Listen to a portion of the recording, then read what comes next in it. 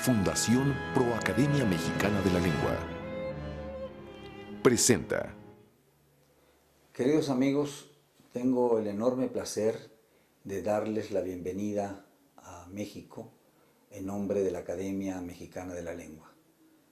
Nos reunimos por 15ª ocasión y por tercera en nuestro país para examinar siempre con gran gusto los asuntos que nos son comunes y que tienen que ver con la lengua que también nos es común, la lengua española.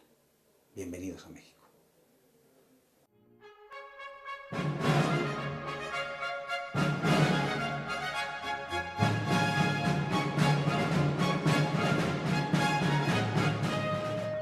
La lengua y la palabra acompañan al hombre desde su origen.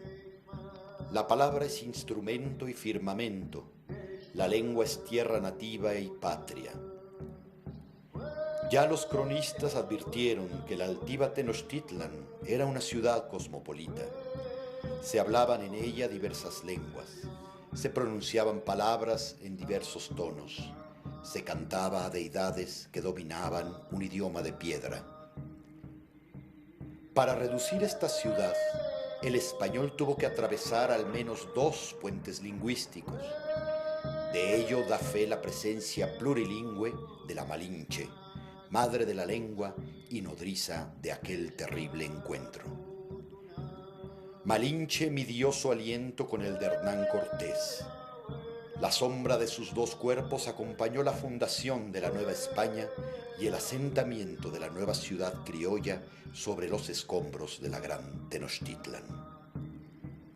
Si hemos de creer a Alfonso Reyes, cronistas y descubridores supieron desde el primer momento que esa llanura hecha de lagos haría de la lengua española otra cosa, pues las palabras castizas quedaban resonando en el aire casi rígido de aquel transparente valle.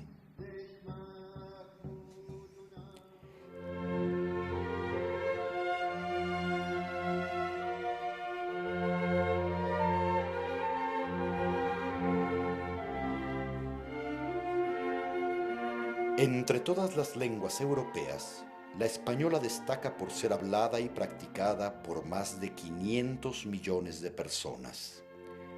A este hecho estadístico ha de añadirse otro. La Real Academia Española, fundada en 1713, decidió en 1870 promover e instituir academias americanas correspondientes. Aquella decisión clarividente de hombres como Mariano de Roca Togores, Patricio de la Escosura, Juan Eugenio Hartzenbuch y Fermín de la Puente y Espechea respondía a la conciencia que tenía España de que el idioma cultivado en América durante más de 3 siglos era patrimonio no solo de los americanos o de los españoles, sino de una comunidad ecuménica que los comprendía a todos. A esa era visionaria de la fundación de diversas academias correspondientes, seguirá la consolidación de una lengua tan española como panamericana. Bajo la égida de la labor gramática del venezolano Andrés Bello, así como del diccionario del colombiano Rufino José Cuervo y de la gran poesía del nicaragüense Rubén Darío, el español en América cobra un rango universal. Desde ambos lados del Atlántico, la lengua tiende puentes, rejuvenece y vuelve a madurar. Lo mismo con la historia de la poesía hispanoamericana de Marcelino Menéndez Pelayo, que con los apuntes y estudios sobre el español americano de Pedro Enrique Sureña, el pensamiento de Alfonso Reyes y la prosa de Jorge Luis Borges. En 1871 se crea la Academia Colombiana de la Lengua, la primera de las corporaciones americanas. 4 años más tarde, en septiembre de 1875, se celebra la reunión inaugural de la Academia Mexicana correspondiente de la Española, presidida por don José María Basoco, en la casa de su primer bibliotecario, don Alejandro Arango y Escandón. En lo sucesivo, se fundarán muchas otras academias hasta sumar un total de 23. No había pasado un siglo desde la institución de academias correspondientes en América cuando Miguel Alemán Valdés, entonces presidente de la República Mexicana y más tarde miembro de la Academia Mexicana de la Lengua, proclamó una iniciativa sin precedentes. El primer Congreso de Academias de la Lengua Española se celebraría en México y tocaría a don Alejandro Quijano fungir como director de la corporación y hacer la convocatoria.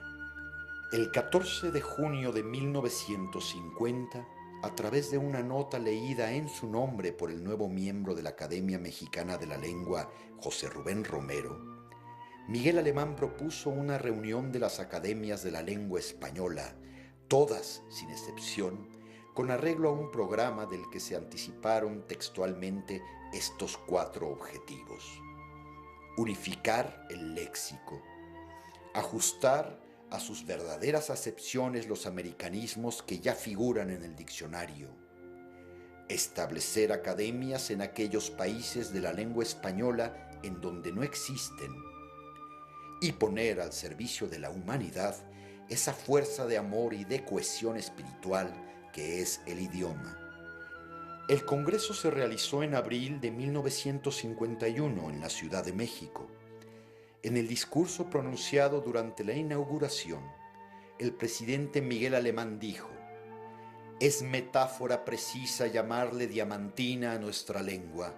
Con dureza de diamante ha resistido en su esencia y su carácter los cambios de los tiempos, de las latitudes y de las costumbres, y con brillo de diamante refleja en la multiplicidad de las facetas que la forman la riqueza esencial de nuestros pueblos. En su desarrollo, las naciones hispanoamericanas y los pueblos filipinos han contribuido junto con España a fortalecer el idioma castellano». En la solemne inauguración de aquel Congreso, don Alejandro Quijano, director de la Academia Mexicana de la Lengua, recalcó que los académicos congresistas aplicarán su sabiduría a procurar que adquiera creciente vigor y precisión y gracia nuestra lengua, a fin de que la mente que piensa en español pueda expresarse en buen español. De aquel primer congreso surgió la Asociación de Academias de la Lengua Española, confirmada en su segundo congreso, celebrado en Madrid en 1956, así como el Convenio Multilateral sobre la Asociación de Academias de la Lengua Española, aprobado en el tercer congreso, que sesionó en Bogotá en 1960 y al cual se adhirió el Gobierno de México en 2012. Los trabajos e iniciativas derivados del Congreso en que se fundó la ASALE prosperaron gracias a la idea de instituir para ese fin una comisión permanente. En ese momento dicha comisión estuvo conformada por los mexicanos José Rubén Romero, Alberto María Carreño y Julio Jiménez Rueda, y por un representante de la Real Academia Española.